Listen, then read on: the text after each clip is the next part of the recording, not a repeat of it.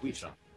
We are TFR, your 100% listener-supported station, and the last bastion of unadulterated truth.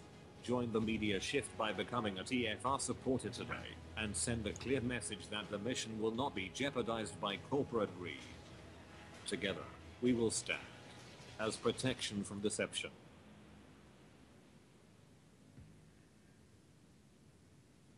Hello, I'm a Democrat, and I'm running for President of the United States. My voting history shows that I've done everything I can to support our minority groups. I want to end the war against illegal immigration, because, after all, they're citizens too. However, my opponent rejects the idea of such acceptance. He's even been seen stopping Hispanics in the street and accusing them of being illegal. And yes, it's true that I voted in favor of funding for Planned Parenthood. I not only advocate, but promote a woman's right to have an abortion. In fact, last week I personally aborted an entire class of third graders. Yet your Republican nominee has been seen at abortion clinics, yelling at rape victims, telling them it was the will of God to bear their child. He has no respect for anyone who isn't also a rich white man. Whereas I will give you all free healthcare, free food, and free abortions. Myself. I'm your Democratic candidate, and I approve this message. Funded by Tampon, the American Minority Political Outreach Network. You're a busy podcaster, not a web designer, but without a professional website to send your guests and listeners to, your podcast will not get the attention it deserves. Having a great website is crucial to the success of your podcast, but it can also be a major headache, not to mention a drain on your wallet. You need a service that's easy to use, gives you a great website, and hosts your podcast files all in one place. You need BlastPod from Podcast Blastoff. Far from just another WordPress platform, BlastPod was built from the ground up by podcasters for podcasters. BlastPod is your all-in-one podcasting solution that gives you the ability to podcast like the pros.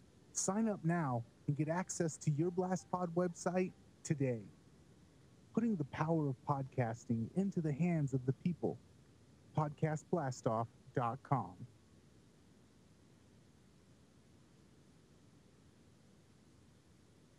You are now tuned into the truth frequency. Your protection from deception. This is Truth Frequency Radio.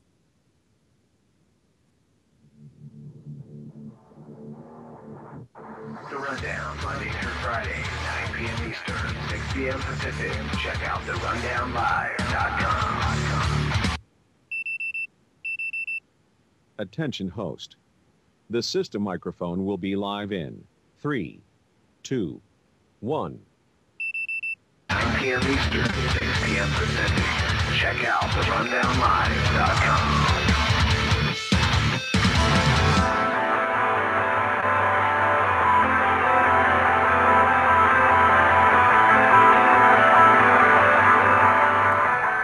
What up, guys? We are live here. It is Thursday, February 11th, live here on the Rundown Live, rundownlive.com. Mike Pachesney, Kristan Harris. We have a guest tonight, Kristan, don't we?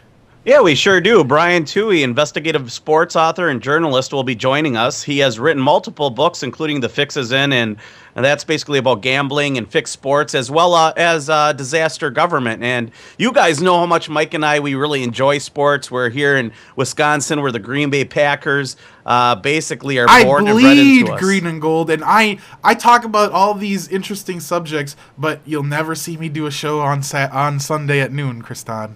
No, Mike actually takes off for Packer games, and I actually take off. The longtime listeners have been with us since the beginning know that I take off for Packer games. I even went to one this year on a Monday night. I've only been to one game, and it was a preseason game, I think in 94, 95, and I enjoy the Packers. I remember the parents rushing home early from church in order to make sure we catch the game, and we caught just about every game. So my family were huge Green Bay Packers fans, and even Brewers fans in the early 80s when they were successful, 82 with Paul Molitor. Let's just face it, me and you, even though we talk about all these relevant subjects, we also just happen to be sports fans as well. We talk about it fairly regularly. We have Julio come on, and we get his sports predictions and stuff. Yeah, and when it comes to sports, we always talk about how it's it's a lot of it's just fake. It doesn't matter. And today we're gonna find out if maybe some of these games really are fake. Maybe the NBA, the NFL has rigged games in order to benefit and profit from it. And there's outside entities. Why would the NFL, a non-profit entity, want to make profit, Kristan? That seems ludicrous. Right? Well, it's probably a profit for their owners and investors and people who are interested in seeing their teams do well. I wouldn't doubt it. I remember there was some controversy surrounding Super Bowl III in history, as well as many other games. A couple years ago, there was controversy. I mean, first of all, we had Tom Brady with the balls. Remember Deflated that? balls. Then we had the Super Bowl lights out. Oh, where the lights went out, and then remember they made that big old comeback. The Ravens did. They almost they ended up did win, didn't they? I don't remember, to be honest. It wasn't the 49ers. Yeah, they did win that year. That is right. That was what's his name's last year. It ended up giving the 49ers a chance to make it a game again, though, or something. So, it's interesting. We've talked about a lot of this stuff, and I think it really all starts with boxing for me, because boxing has always been one of those sports that you hear may be fixed, and then you have to wonder, every time. Well, we'll get into it with Brian, because I want to talk about this a little bit. But before we bring Brian on, we should probably talk about the site and stuff real quick, Kristan. Yeah, for our listeners out there who haven't checked it out yet, thanks first of all for tuning into the Rundown Live. We're here nightly, Monday through Thursday, 8 p.m. Central, 6 Pacific, 9 Eastern. If you can't catch us live on 90.7 Denver FM, Eugene, Oregon, 97.3, you can get us on our daily podcast app that's free on your cell phone. It's available in your Android store, iTunes App Store, Windows, and Amazon platforms. You can get bonus features and contact Mike and I directly via email or access our Facebook and Twitter with the app, so do check that out. It's a neat tool to use. Also, if you're out there and you want to support what Mike and I do and you really enjoy this broadcast and its information, you can support us by checking out Private Internet Access. When you check that out, it teaches you how to search the internet anonymously. It's a great tool to use. Mike and I have used it for years, and it has really helped us. VPN is in the news right now. We talked about the Netflix stuff, but now PayPal is allegedly blocking payments made to VPN hosts. So I'm wondering, obviously, if this is now affecting private internet access, if PayPal is blocking sales to new users. That's ridiculous, man. We'll combine that with Bitcoin and other things. Privacy to people matters, and I'm wondering if more and more people are using VPN, so they are not getting all the metadata that they want from you. So very interesting stuff there, though, Mike. So also, if you have a TV out there, a smart TV, we're on Amazon Prime and on Roku. We're coming soon to Xbox and Android TV. We are located on the Conspiracy Channel. Thanks to those guys for putting us out there, as well as FPR and radio. You can find us on YouTube and most of our daily episodes on YouTube as well. So, guys out there, thanks again for tuning into the Rundown Live. Mike and I were broadcasting here out of Milwaukee, Wisconsin, and I'm pretty excited to talk to Brian about sports. I grew up on the Milwaukee Brewers, listening to Bob Uecker every night. And, what else is interesting about Brian? He's a local native, isn't he? Yeah, I didn't even realize that until we talked briefly before the show, and I found out that he's actually right here in town. Yeah, Kenosha, Wisconsin, so he's also a local person. person. Don't be giving out the bunker address now. Oh, I don't know the bunker address. What's exactly. that? Exactly. What kind of bunker do you need? Area 53. You're going to drop basketballs on them. Don't ask any more questions. No, but is there anything we need to mention before we bring Brian on? I do know that, speaking of local news, the debates are happening here in town. That's right. Hillary and Bernie, Colonel Sanders is in town, and they're doing their little lesser of two evils spiel here. Does it really matter who gets in there, Bernie or Hillary? Maybe. But, Mike, like you predicted, I think that Hillary is going to get it. You saw Bernie win in New Hampshire this week, and he only got half the delegates. And he won by almost 20%, which was interesting. It shows you how the whole system is rigged, and they're going to pick the winner no matter how well you do with all I know is I keep getting text messages about protesting outside. Who's protesting it? I don't know. It's some controlled organization, MilwaukeeJobs.com or something. Somebody signed me up for something, and I keep getting all these texts. Yeah, I have no idea. I could see that. But I see how they organize now. Well, we don't have a mass texting application for when we go to the paranormal conference, Kristan. Although we should. March. Yeah, we need to get one of those. Yes, everyone will know where we're at all times. Come on down and protest. It's interesting to see how they organize all those things now. Yeah, I saw that in the news. I think that in Milwaukee, who's hosting it? Is it PBS? Yeah, I think it's CNN/PBS. I'm not really positive. I really, honestly, it's kind of pointless, like you said. I just really don't care. I don't think it's going to really change the outcome. I mean, if you want to affect the politics, affect it locally, get involved locally, and even there, it's very difficult. You need to. I'm not getting on board any political campaign anytime soon. That's for sure.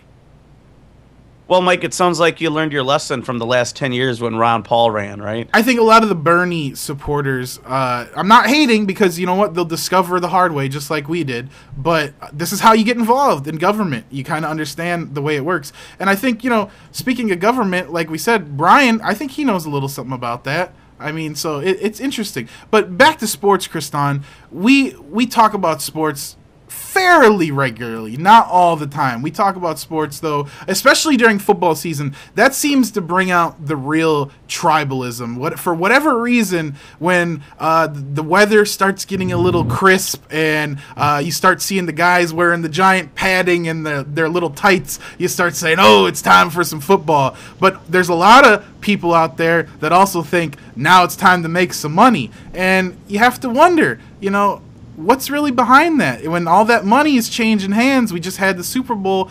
Could there be something more going on there? Well, gambling in sports is nothing new, Mike. There's plenty of stuff throughout history. I know that, in 2001, the Milwaukee Bucks and the 76ers were part of one of the most controversial playoff games in NBA history. The 76ers eliminated Ray Allen and the Milwaukee Bucks in Game 7 in the playoff series. The series, many claimed, was rigged, and Bucks coach George Karl and even the star Ray Allen were fined $85,000 after the series for claiming the NBA rigged it. And I remember watching that game, and it was like deflating a football. Tom Brady there, a little analogy. Well, you have to wonder, because we beat LA. I was in Squad 6. I've been to many Bucks games, Kristan, and I see the treatment LeBron gets going to the free throw line. You see it, but I have to wonder, is that just the old fan getting mad and blaming the refs? Like, after every game, you always hear, oh, the refs this, the refs that. I don't know. I believe we do have Brian Tuohy on with us right now, though. Author, investigative sports journalist. Brian, are you there? Yes, I am. It's a pleasure to have you on the Rundown Live, man. Well, thanks for having me. I appreciate it. So we were just kind of briefly touching on some sports conspiracy, and I think it's an interesting topic because all too often on this show we talk about government and government conspiracy, and I think it's interesting to kind of focus on the entertainment aspect as well because sports really are entertainment. I mean, at the end of the day, when it boils down to the fine print, these leagues exist for entertainment purposes, but it seems like a few individuals, very powerful individuals, have also found a way to make a lot of money on the backs of these sports, even though it's mostly illegal in the United States to gamble on sports. Well, you're absolutely right. I mean, professional sports, even college sports to a certain extent these days, are businesses. I mean, nobody really thinks about it, but the NFL is a $10 billion a year business. Major League Baseball makes about $7 billion a year. The NBA, about the same amount of money. And that's the way I believe people, fans especially, really need to look at these leagues as. They need to recognize they are businesses. Their business is entertainment, which puts them in show business, which makes them really more like reality TV. And the question is, how real is that reality? Well, we found in reality TV that it's not so real. So I wonder how that kind of equates to sports. Throughout history, I've heard about gambling. I guess some of the more popular stories was Pete Rose in the 80s when I was growing up. Everyone wanted to think Pete Rose is one of the best hitters of all time. But here he was gambling on his own games.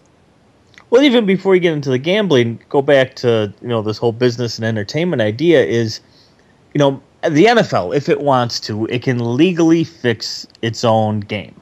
There's no law that prevents this from occurring. There's two laws that exist on the books. One is the quiz show law that came out of the 1950s quiz show scandals when the networks, much like I alleged the networks are doing today with the NFL and the other leagues, the networks were rigging game shows. And they were doing it to make it more interesting, to get more people involved. And they got busted for it. So Congress passed a law that said you cannot fix intellectual contests that are broadcast on television. Well, sports is an intellectual contest, so therefore that law doesn't apply to sports. And the other law that exists, which exists more for gambling and organized crime, is the Sports Bribery Act in 1964. And that says you cannot bribe an athlete, a coach, or a referee to alter the outcome of a sporting event.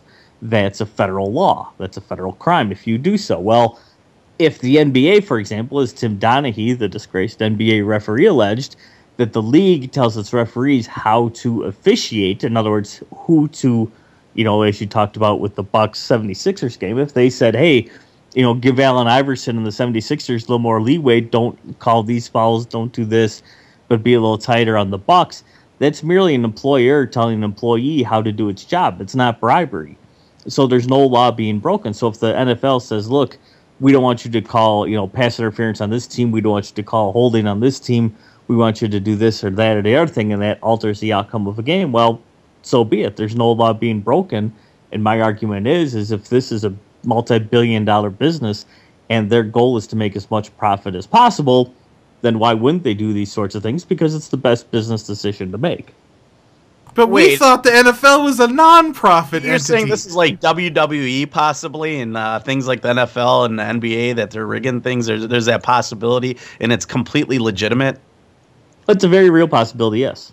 And it's completely legitimate. I mean, I don't believe myself that every game is rigged. I don't believe it is professional wrestling on that level where everything is dictated beginning to end in every single game. But I think what's very possible and what has happened is that a league sees a certain storyline emerge, be it the New England Patriots after 9/11, be it the New Orleans Saints after Hurricane Katrina, or even this year with Peyton Manning and his ride off into the sunset at the end of his career to the Super Bowl. If they see these things emerge and it gets people interested and it ups ratings, then they can very well push those things into existence and make them exist longer than they perhaps naturally should, and ensure that they get the storyline, the Cinderella story, whatever it is they want, to end up exactly the way they want. Because, again, this is entertainment. People take it as sport, but the truth is it's not sport. It's league. It's a league that's in this entertainment industry, and it winds up being something completely different than what people really believe sport is. Well, yeah, it's not the same as your kids playing Pee Wee, Pop Warner football. They're out there really playing. Too, that actually, even at that level, you see cheating. So that's the other thing about sports is I played city league softball, and we'd run into teams that used illegal bats and illegal this, that, and the other thing. Let me tell you, I was an umpire for a few years, so they were trusting me out there calling pitches. Come on. But that's just it. I mean, this sort of cheating, if you want to call it cheating, exists at all levels. So, I mean, why is it a surprise? I mean, you've seen hometown refs in, high school basketball games and football games. You've seen game fixing in college sports. You see it all over the place. It's just you have to be willing to recognize it for what it really is.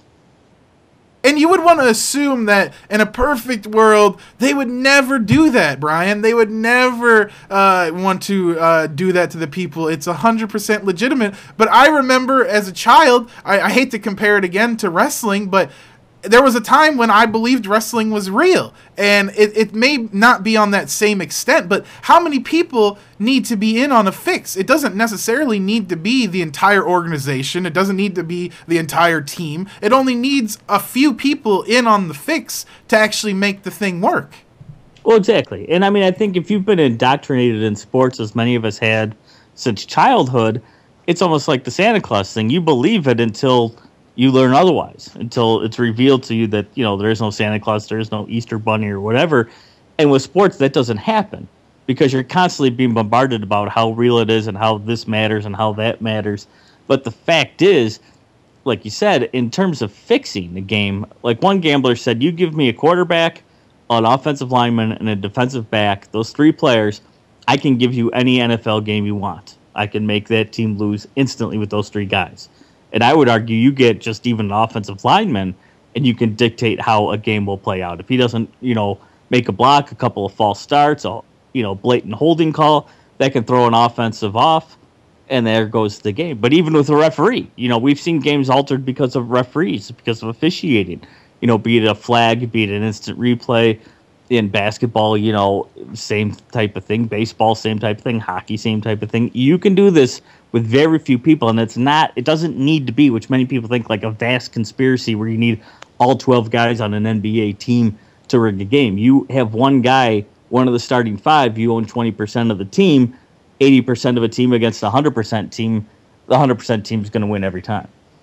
And you would think in this shift now, you mentioned all the sports, they're all making the shift to the digital replays, even baseball, basketball. Everybody's going to the booths now, especially in the NFL. You always hear, this year the big thing was like, New York's going to look at it. You have to wonder, what if New York has another boss? What if they're, looking out for their own interests? Well, that's exactly it. There's a difference, I think, between the correct call and the right call. The correct call is the one that goes by the rule book. The right call is the one that can be alleged by the rule book, but goes the league's way or a certain team's way. And I think, when you're calling the home office on every instant replay, you have to really question what's going on in that conversation. I mean, if they're legitimately just discussing rules, as we're alleged to believe, then why don't they put that on the air? Why can't we listen into the referee talking to Dean Blandino back at NFL headquarters and hear what they're talking about? Why does it have to be a secret? Well, maybe it's a secret for a reason. I mean, it sounds like a big, conspiracy theory thing, but seriously, why isn't that broadcast? Why can't we hear those sorts of things? And I mean, I think that's why it makes people wonder, because you can see plays on your 60-inch HD TV at home where a guy's clearly in bounds, and yet the referee will come out and say, no, he was out of bounds, it's not a catch, it's the other team's ball. And it'll kill the play. Yeah, but you saw it. You saw it for a fact that the referee's wrong.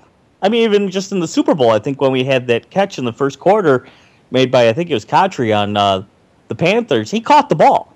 Yet they came out and said he didn't catch it. Well, let me ask you a big one. A lot of the sports people know this. What about the Dez Bryant play? It happened in last year's playoffs with the Packers. Well, that's the great thing about the rule book, is it's very subjective. Because I think with that Dez Bryant play, the referee could have come back after the instant replay and said, it is a catch because of A, B, and C in the rule book. Or as he did, he came out and said it's not a catch because of X, Y, and Z in the rule book. Both ways he's right. And that's why I think there's a difference between the correct call and the right call. And in this case, I think because, the week before in the Cowboys-Lions playoff game, it seemed like the Lions got completely jobbed by the officials in that game on many levels, that it was almost a make-up call. And I think when they're communicating back to the NFL's home office, they said, look, we don't want this to turn into a big conspiracy thing. We'll call it not a catch, and we can explain it why it's not a catch. And everybody except Cowboys fans will probably be fine with it, and that's exactly what they did. So, I mean, I think, there's this whole gray subjective area where, people want to be able to quantify what the calls are. They want to be able to use statistics to say, okay, this is why this is happening, this is why this is happening. And I've had people say, well, why don't you investigate this game fixing from that angle? The problem is the rules are so subjective, you can't investigate it from that level because you can't investigate non-calls. You can't say when holding should have been called, it wasn't, or pass interference should have been called, it wasn't, or in a play like that, why it was ruled a catch or why it wasn't ruled a catch. There's so much gray area, it allows these leagues to do whatever they want to do. And that kind of shows you how it can easily be altered. I mean, if they can literally do whatever they want to do and there's no law against it, then we really have to take a second look at this kind of stuff. And I think, I don't know about you, Brian, but when you start looking at it from that perspective, do you start to see more that makes you go, is this a little odd? Or do you start to see plays that you just wonder, like, why did he do this? Why did the ref do this? Why did that player go down the way he did? Certain things. Well, exactly. I think when you do open your eyes to this, when you take your fan hat off and look at this as this is a business, this is entertainment, what does the league need and what does the league want, and the ball always seems to bounce in that direction in the league's favor, you have to question what's going on. I mean, Take for example, like holding. This is one of my favorite examples. This is holding, offensive holding in the NFL allegedly can be called on every play, right? Almost, yeah, pretty much. Yeah. Literally, it happens. I was offensive lineman. Grabbing someone. I was always holding every single play until you got You were caught. always copping feels. Yes, both hands. I get all up in there. But I mean, let's say it's even on, every third play or fourth play, whatever. It happens a lot. It's rarely flagged. The year that the Packers, because we're all in Wisconsin, the three of us, the year that the Packers almost went 16-0, but wound up 15-1, in 11 of those 16 games, they were not called for offensive holding at all, ever. How is that possible? Well, it's possible. Well, they have a perfect offensive line, you see, Brian. That's just it. But it's possible if the NFL says, look, Aaron Rodgers is one of our brightest new superstars. We want to make sure he's protected, give him time to do what he does best, which is complete passes. Then you tell your referees that. Then they don't call holding because they want to protect Aaron Rodgers. It's the same with LeBron James in the NBA. We want LeBron to do his thing. Make sure that you call fouls tighter against the players who are guarding them because that'll cause them to back up and then LeBron can do his thing. I mean, again, this all leads into this whole entertainment idea. They want to put the best product out there. They want to feature these superstars. So we enforce the rules subjectively to enhance that. When it comes to sports, are there certain sports that are more susceptible to rigging? Well, I think the individual sports are. I mean, you talk about tennis, which just came up in the news. I mean, tennis, many people don't realize, is the second most gambled upon sport in the world. And that's a one-on-one event where if you get to one side, obviously you can rig an event. You talk about boxing and mixed martial arts, the UFC, same thing. You get to one guy, you have control of the event. But, I mean, in reality, if you look outside of America, there's game fixing everywhere. Soccer, tennis, rugby, cricket, baseball like in China and Taiwan, basketball in Europe. I mean, all of these sports have been corrupted by game fixers. They've led to arrests of people, convictions of people for doing this.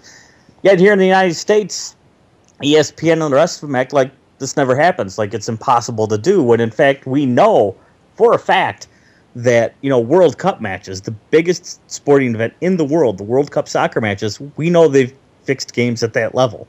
And if they can do that, you could certainly fix an NBA game or NHL game or Major League Baseball game. It can happen.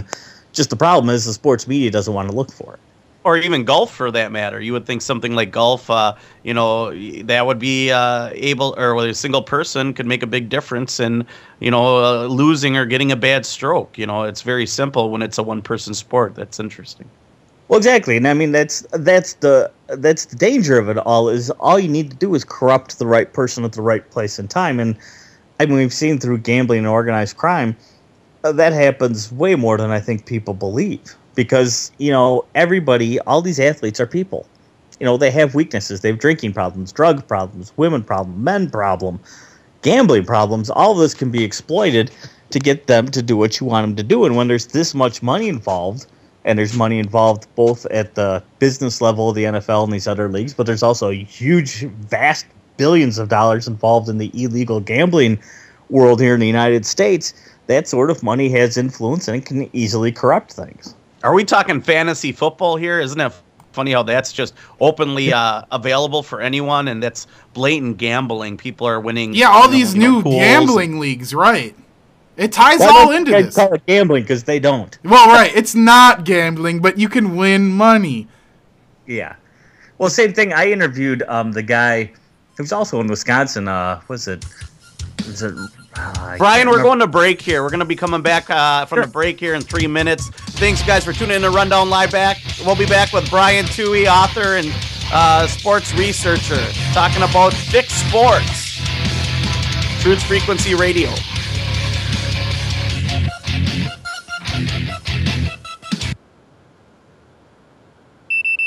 The system microphone is now muted for break. Frequency Radio. On November 5th, GFR will be 6 years old. And with every... We got 3 minutes here to take a break and do whatever you need to do. We got 3 minutes, yep, just so you know. Okay. But no, everything's been good, Brian. I like the convo so far. It's interesting to me. We've really never touched on this stuff. It's not really our general topic, but I think the idea is if people can understand that their beloved sports could potentially be fixed, it'll get them to look at everything a little differently. Well, that's kind of one of my reasons for doing all this is, again, we all live in Wisconsin, and nothing against you guys, but Packer fans drive me insane, and my wife's one of them.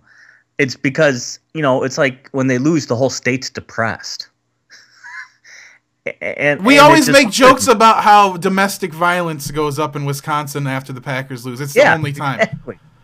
But I mean, that's what bothers me. It's like, look, it's not that important. You watch it for 3 hours, you be entertained, and then when it's over, walk away. Because that's all it is. You don't play for the team. You're not on the team. You likely don't know the players personally. So why does it bother you so much if they win or lose?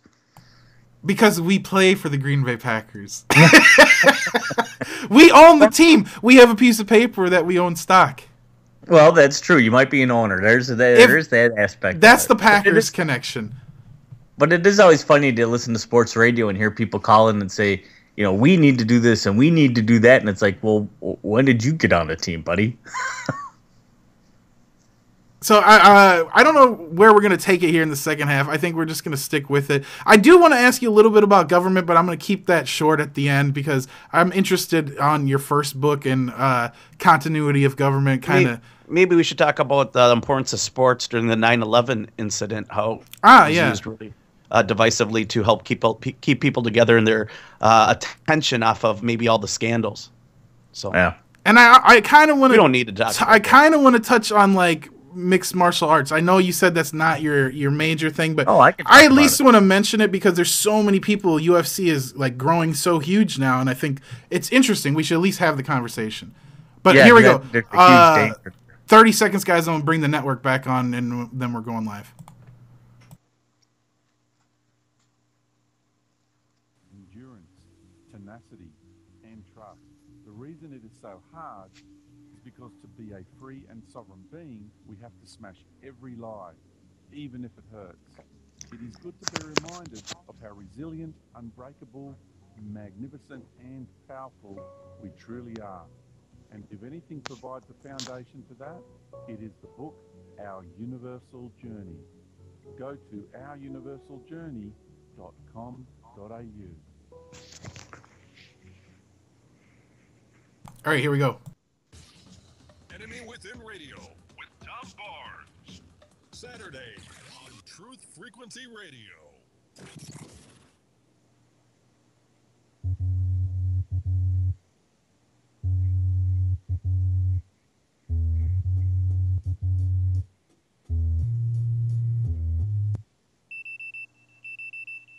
Attention host.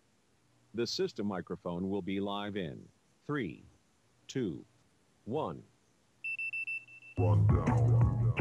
Mike P. Kriston H. The Rundown, Monday through Friday, 9 p.m. Eastern, 6 p.m. Pacific. Check out therundownlive.com. The rundown.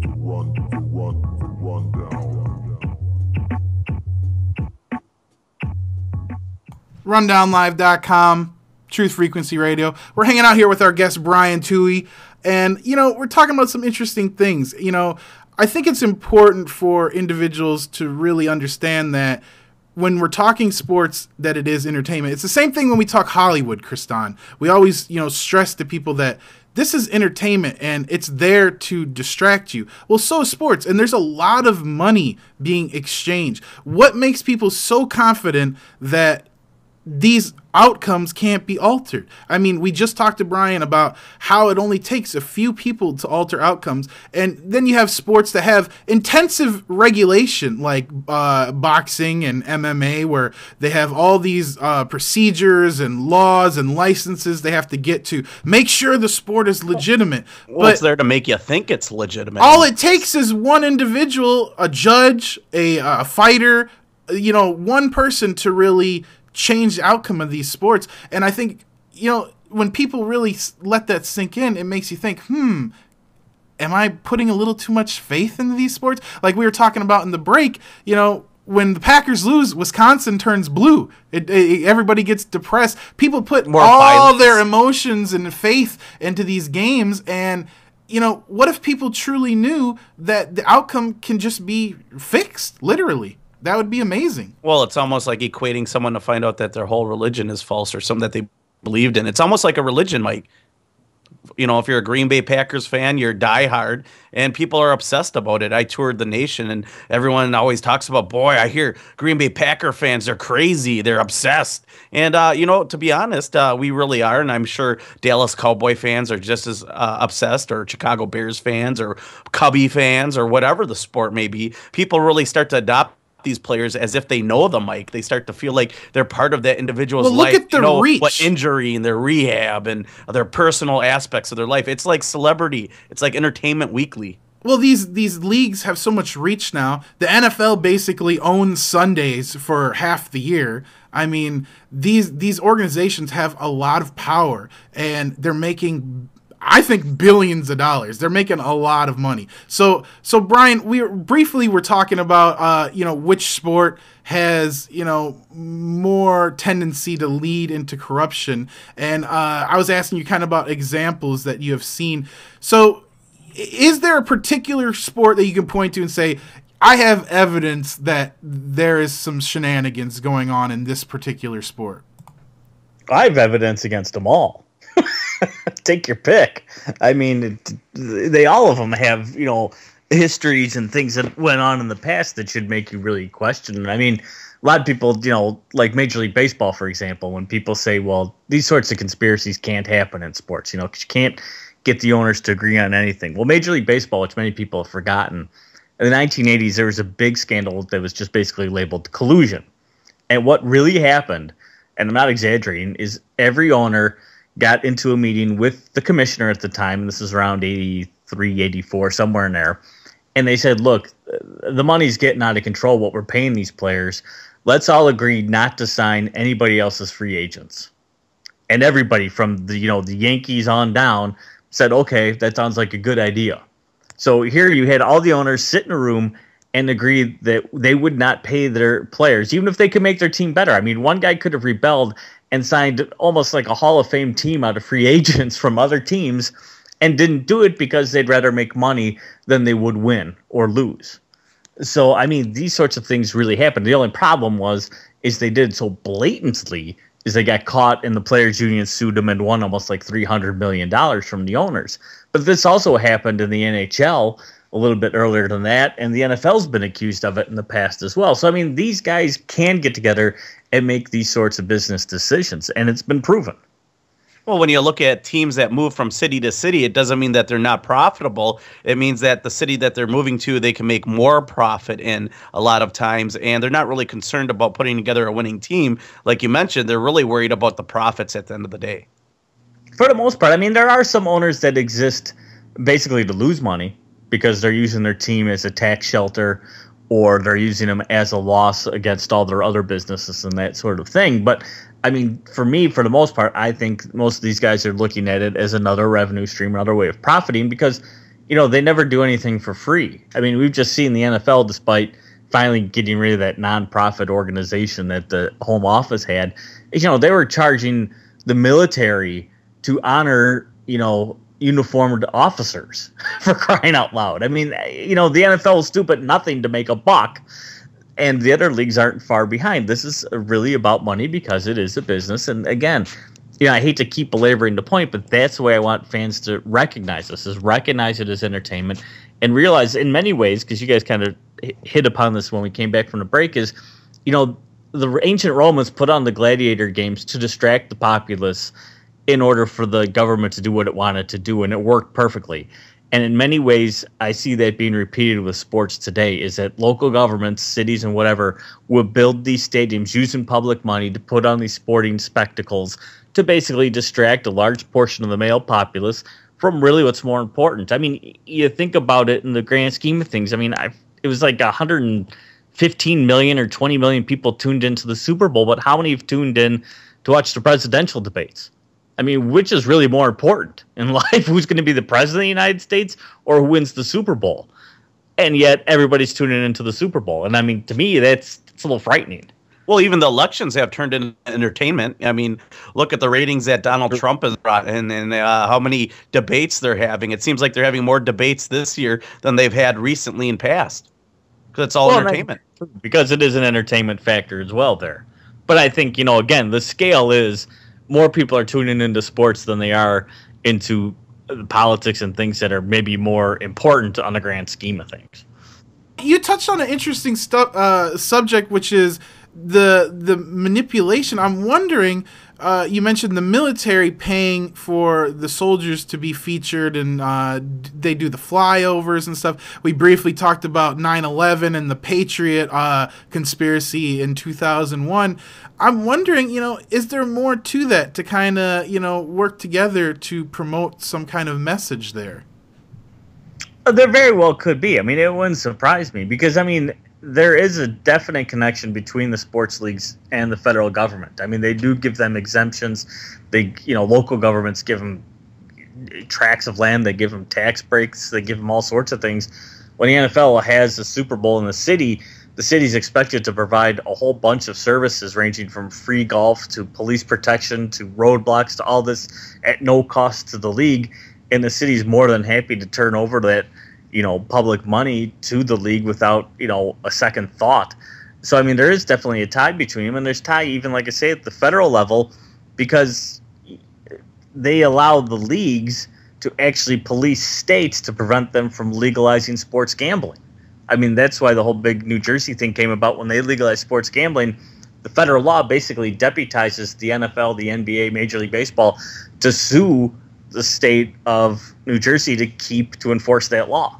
So, there's a definite connection between the two entities.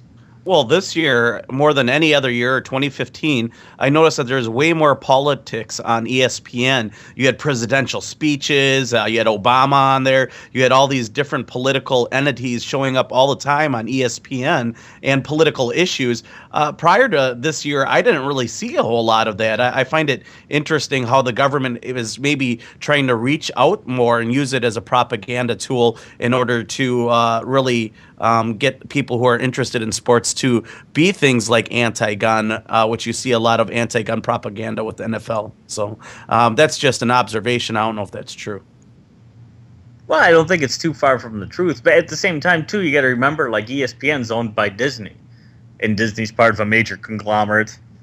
NBC's part of a major conglomerate. Fox is part of a major conglomerate. CBS is part of a major media conglomerate. And what other business than something like the NFL do you know that's funded by 4 of the 5 major media conglomerates? The NFL exists because of them. They're directly related, they're directly tied together.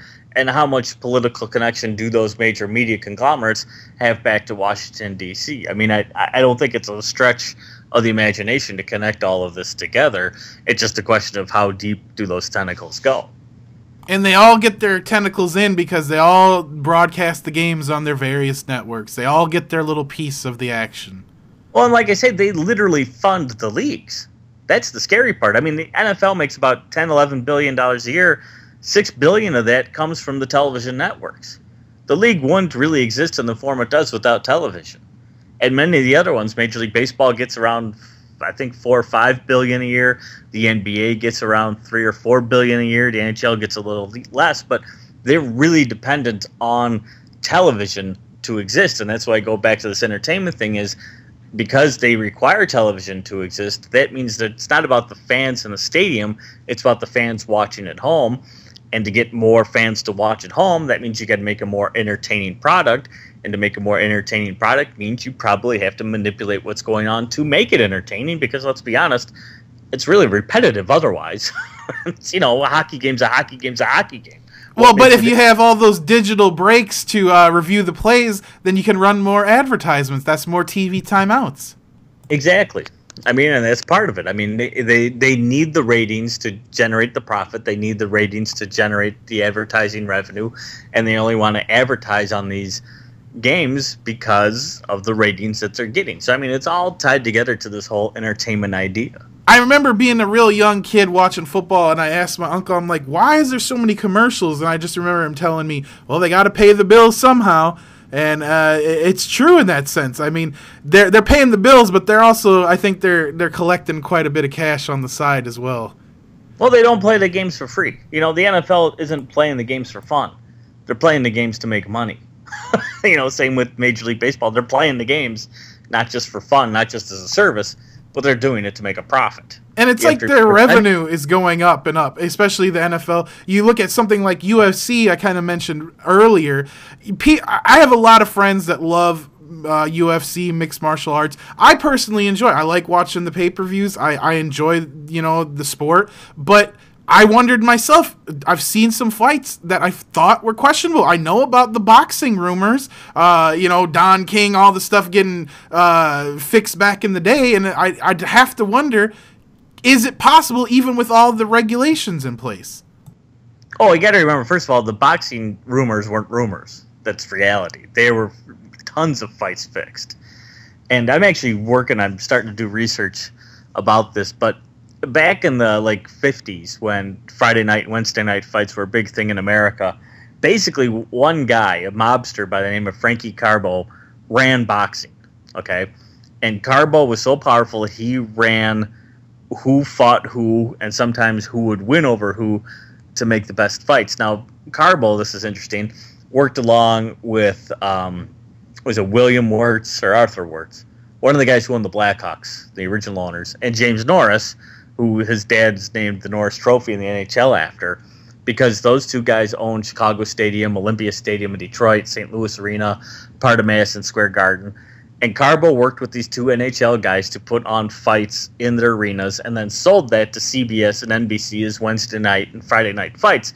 The problem was a lot of the fights weren't legitimate. They were being put on basically as entertainment because they had to build up certain fighters to make fights more entertaining and therefore more lucrative. Now, flash forward 50 years to the UFC, and you have one guy named Dana White basically running the UFC, and he sold his business basically to Fox, and they have to do the same thing. If they want to keep creating pay-per-view spectacles that people shell out $50 for every month, well, then there's going to be some subterfuge into making these fights more interesting than they really are. And I guarantee you, if you've watched UFC or mixed martial arts, you've seen fixed fights. You've seen it. And I have no doubt about it whatsoever. Now, can I point to which ones it were? No, but I know the way boxing works because boxing still works the same way today, and that's the same way the UFC works. There's been some referee stoppages. You see guys fall down when they barely get hit. There's so many instances where you just have to wonder. And I think the best takeaway from all this is just think about it. I mean, it's not that far off to wonder if there is some legitimacy to the rumors of these sports being fixed. And I'm not saying for all these people when their team loses and they say, oh, it was the refs. I don't think it's every game, but I think, like Brian was saying, important games where the outcome is important to the league. If it's, some Sunday morning game where it's the Jaguars and the Titans and they both have 2 wins between them and it's December, I don't think that's the game that they're going to be too concerned about. But if it's a prime time game like and the Bucks there's lots of money on it, or a playoff game, I think those are the ones where you have to kind of put the magnifying glass and just wonder, because it could be legitimate. I'm not saying that sports are rigged, but when the evidence is presented, you have to at least keep an open mind, I think. Well, and the thing is if what I'm alleging has happened just once, if the NFL just rigged one game in its history, or UFC rigged one fight in its history, that destroys their integrity. It happens once at a league mandate, and their integrity is destroyed, and that's all they point to is, we have all this integrity. We're doing this for our integrity. We're doing drug testing for our integrity and blah, blah, blah for our integrity. If they rig just one game, if they intentionally called one play wrong to benefit one team over another, they've destroyed their integrity, and it affects the entirety of the sport. And that's what I think fans need to recognize, is all it had to do is happen once. and you got problems. So I have to wonder, Brian, how has the response been to your work? I know I've seen you've been on Alex Jones, you've been on Coast to Coast, you've been on Dan Patrick, you've done work with Sports Illustrated, tons of stuff over your career. How does the media really react to you? And then what about athletes and stuff? Have you really talked to anybody about this kind of stuff before? We could do an entire show on how the media reacts to me. I could tell you stories of how I've been censored, how they've rejected me, how they've agreed to have me on certain programs and told me, no, we've changed our mind. I know I've been censored. I mean, I know it without a fact. I mean, just to give you a quick rundown, when my second book, Larceny Games, came out, Larceny Games is based on over 400 FBI files I obtained through the Freedom of Information Act, okay? So, I mean, it's all based on FBI information. I didn't make anything up. It's no conspiracy theory. It's straight out of the FBI, okay? Sports Illustrated told my publisher, we're going to run an excerpt from the book in our magazine. And at the same time that kind of negotiation was going on, I got contacted by another writer at Sports Illustrated who was supposedly doing an article on conspiracy theories. And he was really under this deadline, and we had to talk right away. So he interviewed me for about an hour. He said, okay, great, I'm going to have this article out. The article never came out. The excerpt in Sports Illustrated never ran. And even though I know a guy who knows the editor at Sports Illustrated who said he was going to run this excerpt and who was the guy supposedly behind this conspiracy theory article, he refused to answer any questions of this third party related to my situation. I mean, so I know these guys knew what I was doing. They knew what was behind it all, and they refused to publish it because it would affect their business. Well, you can't have people questioning anything, otherwise that may affect their magazine subscriptions, which I can't imagine are terribly high anymore with the internet. Everything's online, yeah. Yeah, I mean, they still got to do what they got to do. They got to come up with news, and now you have TMZ Sports. That's what we're interested. We're interested in Johnny Manziel showing up to practice drunk. That's why the Browns kicked him out, Brian. Well, of course, yeah, that's why. That's the most important thing. And Tom Brady's balls, that took up a good 6 months, right? Yeah, which amounted to nothing. Yeah, and he didn't even get suspended. You know, Roger Goodell, he's just, it doesn't matter. Oh, and then you have somebody like Adrian Peterson that does something unsports related, and he gets banned for a year. Yeah. Well, and that's the thing. I mean, when you go back to talking about, how could they get to these athletes, you just named 3 guys that the NFL could get to, right? I mean, they all have reasons to continue playing, but they all have negative stories behind them that the league could use to manipulate people, to get them to do what they want them to do. And, I mean, that's the thing. People say, well, you can never get to Peyton Manning, you can never get to Cam Newton, they make too much money. Well, you forget, guys like Allen Iverson, he made $100 billion in contract money throughout his career. He wound up bankrupt. Warren Sapp wound up bankrupt. Mark Brunell wound up bankrupt. Antoine Walker wound up bankrupt. These are guys who went through hundreds of millions of dollars and still wound up bankrupt. Well, you know what? At the end of the career, when their bank account was looking low, you could offer that guy money, and I guarantee you could get him to do what you want. You got enough criminals playing in these games who they continue to allow to play in the games, and those are guys you can lean on because of their past. You got guys who are taking performance-enhancing drugs and getting away with it. You could lean on them. I mean, there's many ways to get to these athletes. But the early 2000s was so awesome. The late 90s with McGuire and Sammy Sosa, and then Barry Bonds hitting 70 home runs. I mean, that was great, right? Great for fans, but here's the thing. Barry Bonds made, fans turn on steroids in baseball. But prior to that, which I always take offense at, is the Baseball Writers of America, who are the sacred cows who elect who gets into the Hall of Fame and who are all sanctimonious. They could have stopped the steroid era in its tracks if they did their job. If they did their job of actually investigating and reporting, they could have destroyed that before it really broke loose, and instead they celebrated it. And so now they're paying the price. So really they blame the players, but the fact of the matter is the media, which should be the watchdog, failed to do their job. And I think that's why you're important, Brian, because you go against the grain and you're at least questioning it. That's how I found you. I think that more research journalists need to be more open-minded. They don't need to fall into their little trap of working for these leagues. They can do their job just like real journalists do and find out about the corruption. Before we run out of time, what was it that you discovered first, government corruption or sports corruption?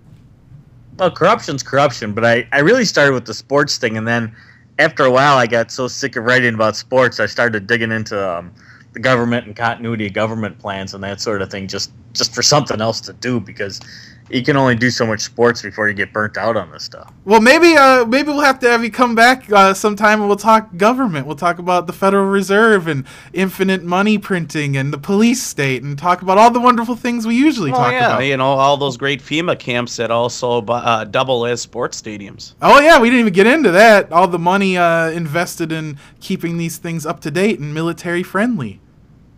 Well, I did do research on that, so yeah, we could definitely talk about that in later time. Brian, I appreciate it. Before we let you go for tonight, can you let people know how to find your books, your Twitter, all that good stuff, anything you're working on? Sure thing. The best place to find me is at my website, which is thefixisin.net. My books, there's The Fix Is In, Larceny Games, Season the Abyss, Disaster Government. They're all available at Amazon and Barnes & Noble and hopefully wherever good books are sold. And then if you want to find me on Twitter or Facebook, it's The Fix Is In Tuohy, which is Tuohy. But if you go to thefixisin.net, you can find all that stuff. It's the easiest way. Well, I appreciate you coming on and hanging out with us tonight, awesome Brian. to hear from you. Hopefully we'll have you back on sometime and we'll get into some more interesting stuff. Yeah, definitely. Anytime you guys want me, I'm here. Awesome. And hey, you're right here in town. Maybe we'll have to get together sometime. Yeah. Yeah, we'll have a drink or 3 or 4. Oh, yeah, there you go. Brian Tuohy, author, investigative sports journalist. It's been our pleasure tonight, man. Thanks a lot. Thank you. Thefixisin.net is Brian's website if you guys want to check that out. You know, it's been a while since we talked about sports for this long, but I think it's really important to show the individuals that are still, you know, paying attention to this. Not all our listeners, but there's a lot of people out there that are randomly coming across these videos and information that they need to see that it's easy to fake this stuff, Kristan. We always hate on Hollywood. We always hate on entertainment. Well, sports is entertainment too. And, you know, WWE and wrestling has really took center stage with the sports entertainment label. But we can obviously see that the NFL, NBA, NHL, Major League Baseball, these are all just really forms of entertainment meant to distract, and there's millions of dollars changing hands. And we didn't even get into the gambling sites. I wanted to talk to Brian about all these new gambling websites that aren't really gambling, but people Fantasy are making sports, right? Yeah, they're making tons of money off this stuff. So it's really all corrupt, and we're just a really corrupt society, aren't we? We just don't follow the rules, do we? Well, I wonder how this would affect our nation if they found out that things like their favorite team winning the Super Bowl wasn't by chance. I think that would be definitely... I know how I felt when I found out feel crushed. at SummerSlam in 1996 that Bret Hart actually was in a staged match against Big Daddy Cool Diesel. And I was like, how could this be? How could it be fake? And I remember I even went to my mom and I said, is wrestling staged? Like, what's going on? Why did they redo this part? And my mom was like, wrestling is fake. And I'm like, no!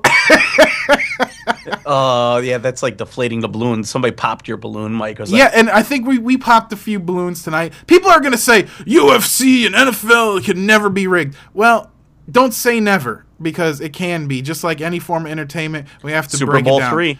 Yep. I don't remember Super Bowl III, but I'm sure that it was interesting. Well, I think it was the Chiefs. It was the AFC versus the NFC, and they were separate, and they wanted they needed, I believe, the NFC to win because they were the bigger division, but they wanted the AFC to seem legitimate because they were going to join the two, and I think if I remember right, the AFC won. Yeah, it was the Colts versus the Jets. Oh, okay, there you go. The Jets won, didn't they? Yeah.